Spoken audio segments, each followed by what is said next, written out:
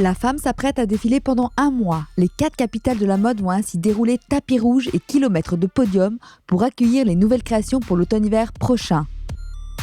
C'est New York qui donne le départ, avec pas moins de 300 représentations inscrites au calendrier officiel, étalé sur 7 jours. On attend beaucoup du premier défilé de Raf Simons pour Calvin Klein. Il s'agira d'ailleurs d'une collection mixte, hommes et femmes réunis, grande tendance du moment dans le chamboulement que connaît la mode. C'est le cas également pour Coach, qui ne fera plus que 2 défilés par an. Alors que les labels en vogue comme Proenza Schouler, Rodarte, Hood by Air quittent New York pour Paris.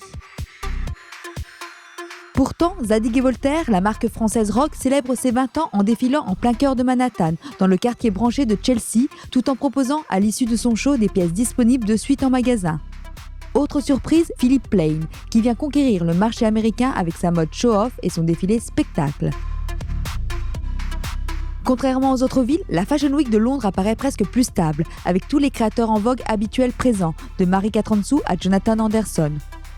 Notons le retour de Roland Mouret, qui a choisi Londres, la ville où sa carrière a commencé, pour présenter sa dernière collection féminine. Burberry profitera de la dernière soirée de cette Fashion Week pour faire défiler la femme et l'homme en même temps. À Milan, c'est Gucci et Bottega Veneta qui proposeront également un défilé mixte. Alors que l'on assistera sans doute au dernier show de Rodolfo Pagliuca chez Jil Sander. Et que Roberto Cavalli fera une présentation intimiste depuis le départ de Peter Dundas et sans nomination d'un nouveau directeur artistique. C'est la maison Vionnet, cette fois, qui quittera Paris pour défiler dans la capitale lombarde. Enfin, ce Fashion Month se terminera à Paris, en restant néanmoins la plus grosse Fashion Week, avec 8 jours de show.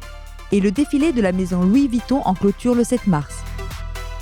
Beaucoup de questionnements également après le départ de Riccardo Tisci de Givenchy. La maison présentera une collection réalisée par le studio. Cela sera la dernière également pour Claire Weight-Keller chez Chloé. Tandis que la maison Carven fait partie des absentes de ce calendrier, même si Serge Ruffieux vient d'être nommé à la direction artistique.